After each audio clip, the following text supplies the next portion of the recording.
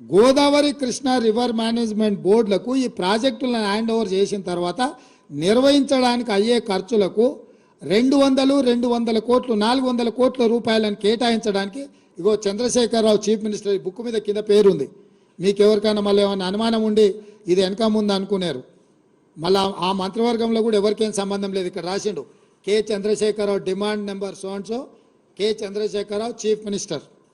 ఈ పుస్తకంలోనే 114వ పేజీలో Krishna river management బోర్డుకు కృష్ణా నది మీద ఉన్న ప్రాజెక్టులను స్వాధీనం చేయడం, గోదావరి నది మీద ఉన్న గోదావరి ప్రాజెక్టులను హ్యాండ్ ఓవర్ చేయడానికి చంద్రశేఖరరావు స్పష్టంగా నిధులను కేటాయించిన విషయం. ఇది 2014లో మొదలై 2023 వరకు జరిగిన వివిధ సందర్భాలలో చంద్రశేఖరరావు ముఖ్యమంత్రిగా, సాగునీటి పారుదల శాఖ మంత్రిగా, హరీష్ రావు సాగునీటి పారుదల శాఖ మంత్రిగా, ఆ తర్వాత ఆర్థిక మంత్రిగా, అంటే మొత్తం వ్యవహారము హరీష్ రావు 5 ఏళ్ళు సాగునీటి పారుదల శాఖ మంత్రిగా ఉన్నప్పుడు చంద్రశేఖరరావు ముఖ్యమంత్రి ఉండు.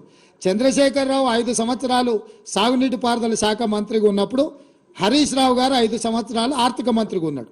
అంటే ఈ ఒప్పందాలు కానీ, ఈ చట్టాలు కానీ, ఈ నిధులు కానీ, నిధుల కేటాయింపు కానీ, ప్రాజెక్టులను కేంద్ర ప్రభుత్వానికి స్వాధీనం చేయడానికి జరిగిన తతంగమంతా మామ అల్లుళ్ళు మంత్రులుగా ముఖ్యమంత్రిగా ఉన్నప్పుడే జరిగిన ఆధారాలు పూర్తిగా ఈరోజు తెలంగాణ ప్రజలకు మీ ద్వారా వివరించదలుచుకున్నా.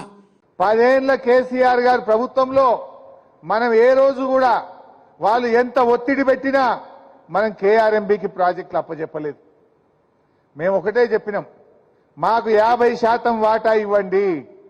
శ్రీశైలంను ప్లానింగ్ కమిషన్ చెప్పినట్టుగా దాన్ని హైడల్ ప్రాజెక్టుగా గుర్తించండి. మా డ్రింకింగ్ వాటర్లో 20% మాత్రమే మీరు లెక్కగట్టండి అని ఇట్లా మనం అనేక షరతులు కేంద్ర ప్రభుత్వానికి పెట్టాం. కానీ కేంద్రం ఒప్పుకోలేదు. ఆ రోజు ఒప్పుకోలేదు కనుక మనము ఆ కేఆర్ఎంబీకి మన ప్రాజెక్టులు మనం అప్పచెప్పలేదు. కానీ 2 నెలలు కాలే వీళ్ళ గవర్నమెంట్ వచ్చి, కేంద్ర ప్రభుత్వం ఒత్తిడి తెచ్చింది, రాష్ట్ర ప్రయోజనాలను ఫలంగా పెట్టి ఆయనతో పోయినరు మా ప్రాజెక్టులన్నీ మీకు అప్పచెప్తామని సంతకాలు పెట్టి వచ్చిండ్రు. ఈ విషయం మేము గట్టిగా అడిగితే ఏమంటాడు, లేదు లేదు లేదు అని మన మీద బురద జల్లే ప్రయత్నం. అన్ని చిల్లర మాటలు, పసలేని మాటలు. ఆయన దగ్గర విషయం లేదు కనుక విషం జిమ్మేటువంటి ప్రయత్నం చేస్తూ ఉంటాడు. ఏమంటాడు, అసలు ఏపీ రీఆర్గనైజేషన్ యాక్ట్లోనే కేఆర్ఎంబీ ప్రాజెక్టులు అప్పచెప్పాలని ఉంది. ఆ రోజు బిల్లు పాస్ అయినప్పుడు కేసీఆర్ ఎంపీగా ఉన్నాడు, ఇది కేసీఆర్దే బాధ్యత. ఎంత తలకాయలేని మాటలు, ఎంత అతి తెలివి మాటలు. ఆ రోజు అధికారంలో ఉన్నది ఎవరు? ఆ బిల్లు పెట్టింది ఎవరు? కేంద్రంలో కాంగ్రెస్ పార్టీ కాదా? బిల్లు పెట్టింది కాంగ్రెస్ పార్టీ.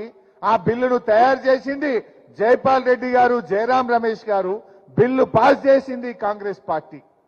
ఇవాళ 2 ఎంపీలు ఉన్న బీఆర్ఎస్ పార్టీ ఆ రోజు కేసీఆర్ బిల్లును ఆమోదించిండని చెప్పి నీ అతి తెలివి మాటలు ప్రజలు నమ్ముతారనుకుంటున్నావా?